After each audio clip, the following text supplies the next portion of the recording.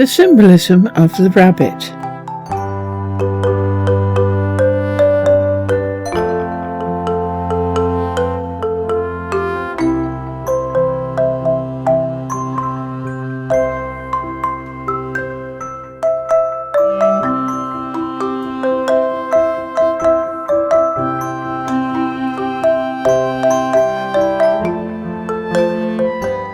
Although rabbits and hares actually belong to the same family, Leporidae, hares are larger than rabbits with ears that are more elongated. This is a hare on our terrace. And symbolically they are also totally different. A hare is a mystic. A rabbit is shamanic. This symbolic difference, and these are rabbits, tends to reflect the actual physical differences between the two creatures, and this is a hare. They're babies. Baby hares are born relatively mature and mobile, with hair and good vision. Symbolically, a mystic is never actually helpless. Baby rabbits are born hairless and blind, and require closer care. Rabbits in general are thus spiritually blind. Their home. Hares live in a relatively solitary life, in a simple nest above the ground. Mystics do not seek company and are happy to be entirely alone. Rabbits live in social groups underground in warrens. New initiates seek the company of fellow initiates in ashrams, spiritual hermitages, or monasteries. They prefer company. Domesticated or wild. Hares. No hares have ever been domesticated. You will never find a true mystic in any confining group. He acts alone, thinks independently, and worries little about being a person of entirely independent views. Rabbits can be kept as pets, bred for food, used for their pelts, used for their fur, used as laboratory animals, and hunted for sport. They conform to whatever is expected of them, and prefer groupthink.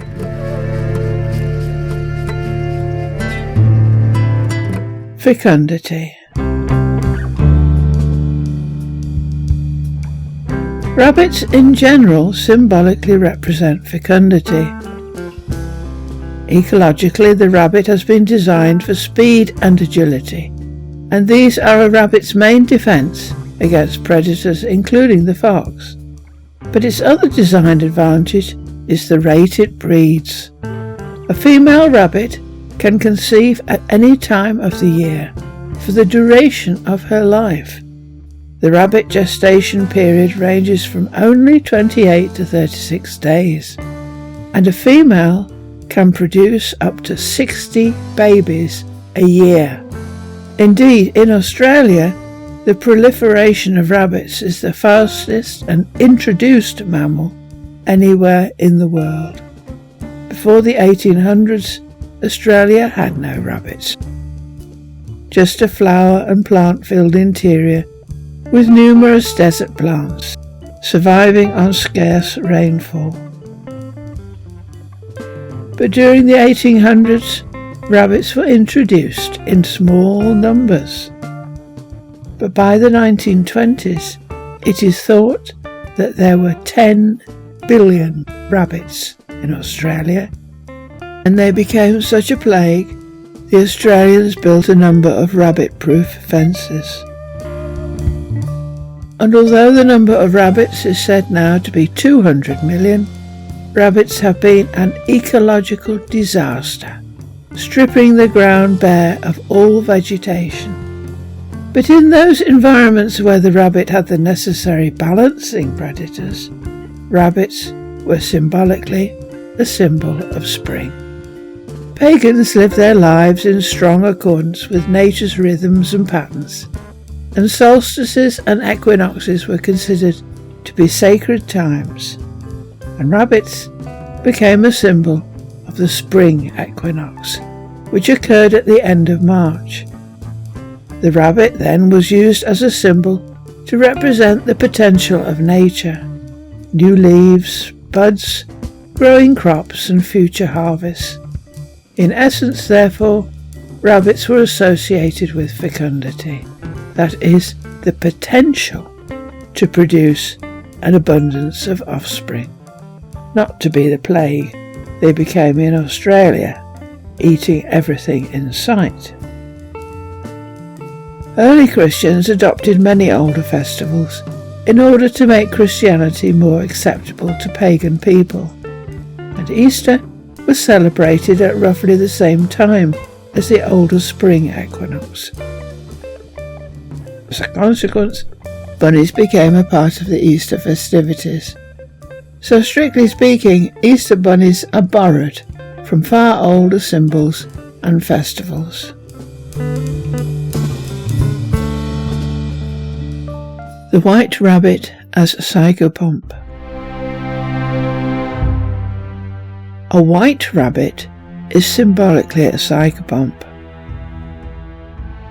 Psychopomps are guides in the underworld. They guide initiates in the mysteries through the tests they have to pass. And psychopomps are also guides who escort newly deceased souls from Earth to the afterlife. But the white rabbit is more specifically a guide to the living initiate on the spiritual path. Possibly the best example we have of how the white rabbit operates as a psychopomp to the initiate is given in Lewis Carroll's Alice in Wonderland. We have a video on Lewis Carroll himself in our channel. David Day, Alice's Adventures in Wonderland, Decoded. Carroll creates his own version of a series of dramatic tableaux, rituals and sacred objects throughout the Wonderland for Alice the Initiate, who must follow the pattern of things done, things shown and things said, in order eventually to emerge back into the world as an enlightened soul. In other words, Alice in Wonderland is a story about an initiate on the spiritual path, Alice, who is led through a series of trials, tests, all of which are designed to progress her along the path, by the white rabbit. In real life, Alice Liddell came from a very privileged background, and we have no reason to believe she was like the Alice in the book. David Day continues. Alice Liddell's family was aristocracy. The Liddells were royal favourites, guests at Buckingham Palace, and hosts of Queen Victoria and the Prince and Princess of Wales. And Queen Victoria's son, Albert Leopold, was said to have formed a close bond with Alice later in life. David Day continues. Alice's father was the nephew of the Baron of Ravensworth and first cousin of the Earl of Strathmore and King Horn, and she certainly lived like a princess. Her home in Christchurch's deanery had served as King Charles's palace during the English Civil War. But it would seem that Carroll used Alice to demonstrate the process of initiation on the spiritual path, creating an Alice who did have something to learn. And by the standards of Victorian England, and indeed by most normal standards, the Alice in the book would have been regarded as having a lot to learn. And to demonstrate this, we will use some examples.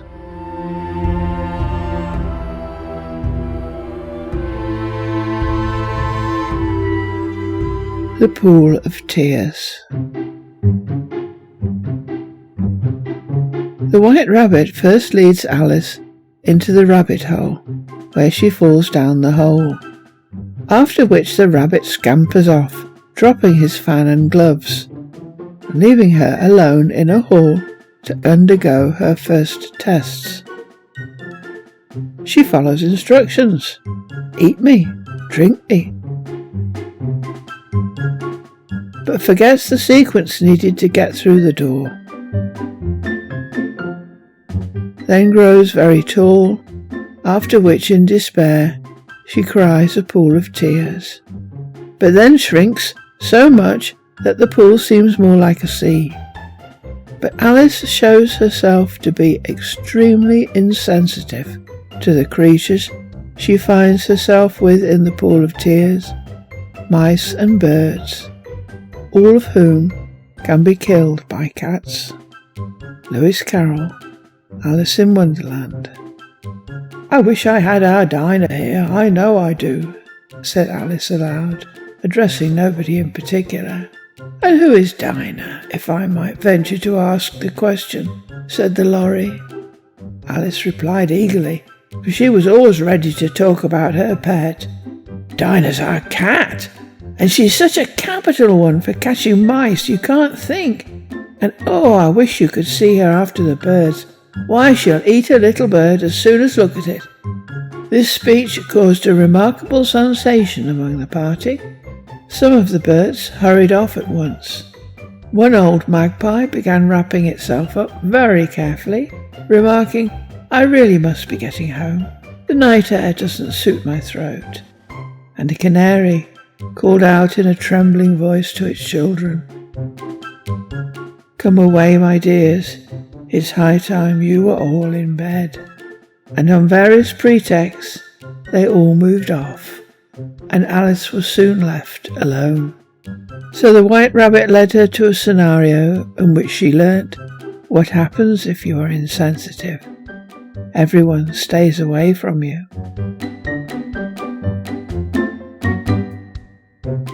The rabbit sends in a little bill. The next scenario brings Alice to the White Rabbit's house, and it is immediately apparent that the White Rabbit is someone of some importance. He has an impressive house and servants, and Alice is expected to follow his orders and get the rabbit's gloves and fan from the house. But instead of doing only this, Alice gives way to curiosity, drinking from a bottle which has no label to indicate that it is safe to drink, is not hers, and has nothing to indicate that she has permission to drink from it. No, drink me. Lewis Carroll, Alice in Wonderland. By this time she had found her way into a tidy little room with a table in the window, and on it, as she had hoped, a fan and 2 or 3 pairs of tiny white kid gloves. She took up the fan and a pair of the gloves, was just going to leave the room when her eyes fell upon a little bottle that stood near the looking glass. There was no label this time with the words "drink me," but nevertheless she uncorked it and put it to her lips. "I know something interesting is sure to happen," she said to herself, "whenever I eat or drink anything, so I'll just see what this bottle does." So she effectively drank something that had no instructions on to do so, from a house that was not hers. And of course she is punished. She grows until she fills the house. Her action results in a great deal of inconvenience to the animals, and at least one innocent victim, Bill, suffers from her actions as she kicks him up the chimney. Lewis Carroll continues. The first thing she heard was a general chorus of "There goes Bill." Then the rabbit's voice along, "Catch him, you by the hedge." Then silence, and then another confusion of voices. "Hold up his head. Brandy now. Don't choke him. How was it, old fellow? What happened to you? Tell us all about it." At which point the White Rabbit has to think of a way of stopping her from destroying his house. and hurting his employees and his friends, so he gives her something else to eat that has no label.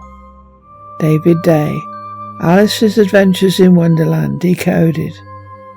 The White Rabbit finally orders the delivery of a barrow full of white pebbles that transform into little cakes. When Alice eats one, she becomes small enough to escape through the door. Once outside, she flees from a mob of animals and runs off into a wood. So she knows she has done wrong, and knows she is in trouble, and the lesson is learnt. The encounter with the caterpillar. Follow the guru's advice. Alice only encounters the caterpillar by accident. She comes across him in a wood where he is peacefully smoking a hookah. The colour blue and the use of the hookah link the caterpillar to Krishna, who was blue. So we know straight away this creature requires her complete attention, because he is a guru.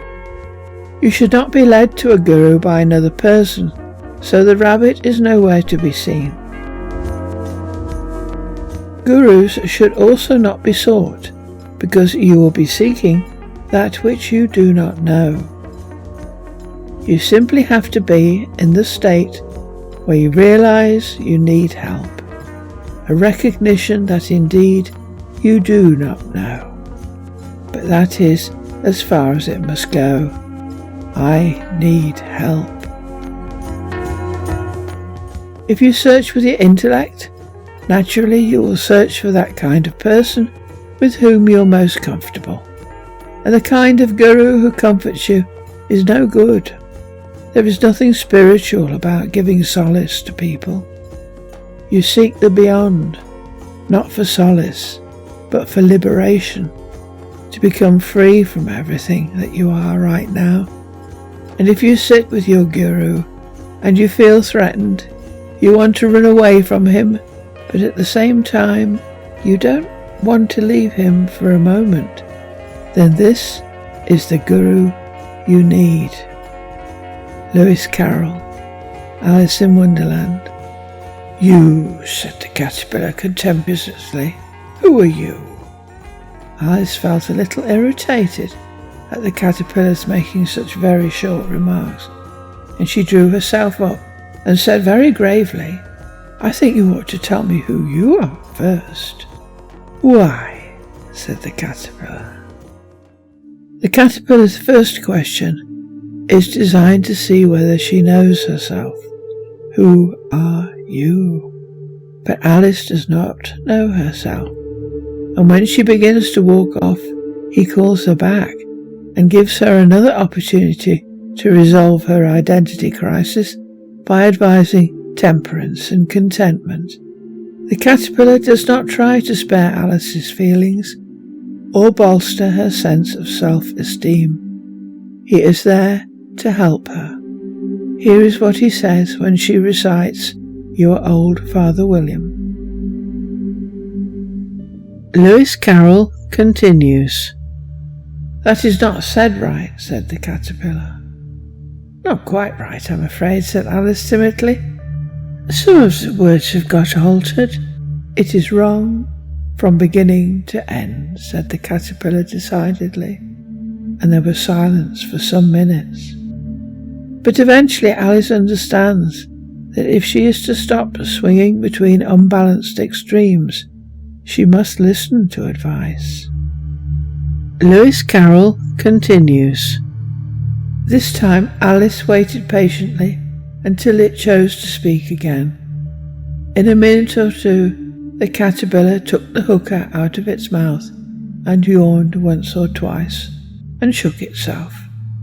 Then it got down off the mushroom and crawled away in the grass, merely remarking as it went, one side will make you grow taller, and the other side will make you grow shorter.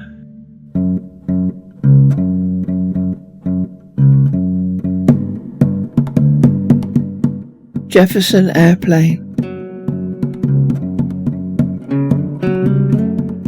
White Rabbit was a track on Jefferson Airplane's Surrealistic Pillow album. It was written by Grace Slick. And if you go chasing rabbits, and you know you're going to fall, tell 'em a hooker smoking caterpillar has given you the call.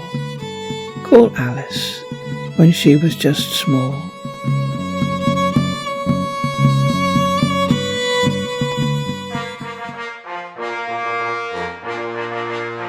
Hermes, Mercury and Rabbits.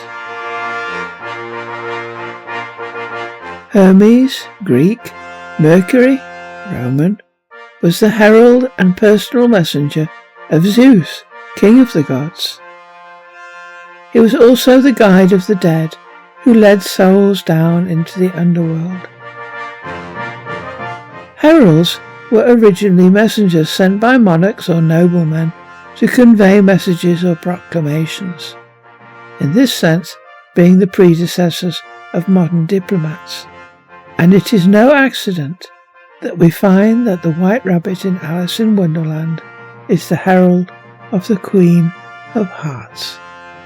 Thus, an important role, and we also have the symbolic link between White Rabbit and magic.